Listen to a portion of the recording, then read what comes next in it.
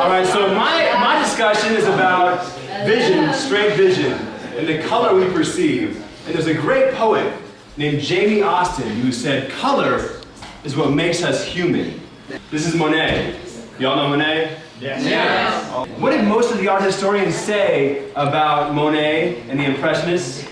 The reason the Impressionists were amazing is because they used paint out of their tubes and they just did mad splashes of bold colors. If you go into a museum, you go to see Monet and the MoMA in San Francisco, what they will say is the Impressionists had impactful resonant colors because they took paint out of the tubes and just dropped them down and made it all luscious and brilliant. And the reality, as you'll see tonight, is that they mixed colors. And the reason they mixed colors was to create luminosity and brilliance. What's the definition of luminosity? Luminosity, if you turn something straight black and white, I took a photo of you guys, the most luminant would be the whitest, the hottest spots. And the least luminant would be the black spots. Okay. So luminosity is a straight value of black to white. And brilliance. Okay? And brilliance is, as I'll use it, what's vibrating. Your eyes are going to see vibrations in certain art, and they're not going to see vibrations in other art, and I'm going to tell you why. So right now, how many colors do you see? Everybody get a point here. How many colors do you see? You see obviously a pink and a yellow, 3, and then this and this. 3. Who says 3? Who says 4? 3. 4. How many 3s do we have? 3s? 3. Okay, how many 4s do we have? 4s? 4. Luminous and brilliant. Two different colors. In 1950, Joseph Albers said that in visual perception, color is the most relative medium in art. It's the most relative thing you can see visually. Color depends on what's around it at all times, always. This was discovered by a French guy named Chevreul. He was a chemist and he owned a yarn shop. And he had all these guys sorting out yarns, black and blue and black and blue and black and blue, and they're like, this color keeps changing, it keeps changing. And he understood that by the context of the yarn, the colors were changing. The actual yarn was never changing. His yarn was different because the light was different? No, putting blue in the context of black yarn, putting blue in the context of a dark blue yarn, that one single strand of blue, which is the same, will look different, as you just saw in that previous example. So context changes color. Exactly, context changes color. This is 2 colors. This is a purple and a red, right? And so if we take these 2 colors, we're going to mix these 2 colors in equal steps. We're going to make a child here of mostly purple and some red, one in the middle of exactly equal mixes, one over here of mostly red and some purple. So it's going to be a little orange, right? You begin to see a little bit of this color on this part of the swatch. And this part of the color, this purple here, will show up over here. That's not. Keep looking at that. That's called halation. Your eyes are taking solid swatches of color and they're creating blends and they're mixing. Your eyes are actually mixing on the surface here. Yeah. And so purple here, red here. Yeah. That's your eyes working. That's beginning to get to brilliance. Our eyes like to work. Our eyes like to see beauty. Vibrations. Our eyes are seeing vibrations. This is yummy for the eyes. So how many colors do you see now? 2. 4. Who says 4? Who says 4? 2. 3. Okay, who says 3? 3. Who says 3? Okay. 2. 2. 2. Wow! It's the same color. Let's go back. Look at those. Illusion? They don't look like the same color. But again, the context of the surrounding color influences what you're going to see. So, here's my story.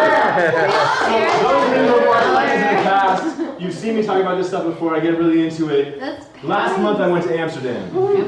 And so I had done a painting. I'd been there 6 years ago, and I'd seen this piece, Almond Blossom by Van Gogh. And so I'm back here. I'm back in Amsterdam, and I'm looking at this stuff, and I'm like, oh my God, I love this painting. And now I understand a little bit about color, about halation, and how he's making this thing vibrate. So you go in deeper, and you look at this piece, and you've got these families of color in here. He's blending. He's not taking paint out of a tube and just dabbing it down. He's taking 2 paints, and he's mixing them into families. And taking their children and aligning them in such ways their eyes love it. Our eyes vibrate when they get down and they totally dig it. Yeah. Yeah, absolutely. Was it? The question is, was it consciously? You think? Okay, so this is me leaving the Van Gogh Museum and walking around all around Amsterdam and finding like books that are about Van Gogh. Van Gogh said in a letter to his brother, "For that the laws of color, which Delacroix was the first to discover, as Newton did for gravity, as Stephenson did for steam, these laws of color are a ray of light, is absolutely certain." He was reading this stuff about color that Chevreul, I put it up a yarn, these subjects are discovering. He's reading this stuff. He's employing it directly into his art, and that's how the stuff was brilliant. Again, making it vibrate for our So you're eyes. saying our eyes see what we want to perceive by default? What if that doesn't? And then I come upon this piece. There's just like I walk up to this piece. They had the show was called Colors of the Night. And so they had guest pieces that around the world. This is called Impressionist Sunrise. Who's seen this piece? This is a Monet piece, Impressionist Sunrise. This is how the Impressionists got their name. And I'm looking at this and I'm like, that sun is so brilliant. How did he pull that off? And so I'm walking up to the painting, the actual painting, I'm looking at it and I'm going, where's the halations? Where's that? And it's a single orange swatch here, and I can't figure it out. Can you show us? Can you show us what you think the halation is? And would you read And so what I had forgotten, which I had learned from my teacher in Kula, Dick Nelson, was how important black and white is. How important luminance is. You'll probably see here a sphere. Lighted at the top, shaded at the bottom. We all agree? This is the actual image. I know what you're saying. But it's shaded at the top and the back. It's a single swatch of gray.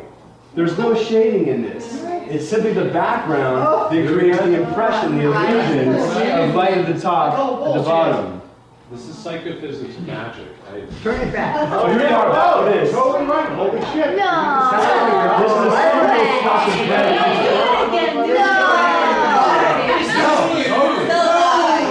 It's like the magic eye shit. So what is happening with the eyes? What's happening with the eyes? How does this work? What's going on? There's two parts of our brain. Our color perception exists for humans and primates. Monkeys and us get to see the depth of color that we get to see. And that exists up here in the higher evolved part of the brain. And this is called the what system. Who are you? What are you? Facial recognition, color dimensions, all this kind of stuff. This is all the what system. This is all the highly developed system. What's down here? The where system? Well, how to get food, right? How to see depth perception, spatial organization, things like this. So the core eye benefits as an evolved being to see something, you have to have motion perception, something moves, I gotta see it. The nerve endings in the brain gotta see that. Depth perception, right? Spatial organization and figure ground. Identifying a fly from a leaf. You gotta hit that. That's the where system. That's the core, the first evolved part of our system. It sees black and white. So here we are with a lizard, right? He's looking at this fly over here. He's got to have spatial ground information. He spots it, he zaps it, he gets to eat. Questions? No. So now, humans, primates come on the scene. We have the evolved eye benefits. We get to recognize objects, we get to recognize faces, and we get color. And so as I mentioned in the beginning, Jamie Austin, this poet I mentioned, color is what makes us human. It's so true. Color is what makes us human. This is what we see. This is what we see. So we have 3 cones in our eyes. Actually, 3 types. Thank you. Many, millions. So blue, green, and red over here. Now what I think is interesting is that if you look at this, where's the black and white, where's the luminance? The lightest stuff, the brightest stuff is in the middle. And to essentially conclude, this is the piece that I saw that was so amazingly brilliant. Now you have one element that's complements. You have an orange and a purplish blue.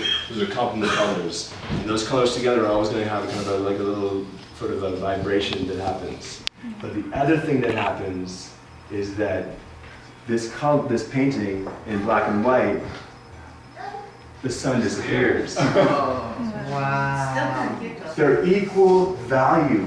That orange and that blue is equal luminance. So our where system, our core fundamental evolved being, it can't see it. It's invisible to the where system. And so the where system is constantly looking for it, vibrating, looking for this orange, this brilliant orange, and it can't see it. It's invisible to the core part of our DNA, but yet it shows up for the human. And that's why it strikes something in us that is absolutely brilliant. Ironically, I've seen more.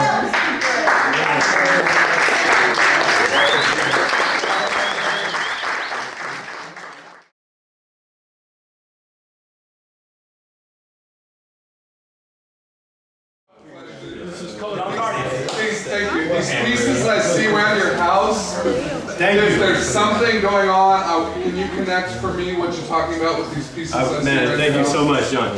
Okay, I'm taking 30 more seconds and then I'm leaving the floor. So check this out. Over here, if you look at this painting, I'm coming over Brooks. Take your time, this is big.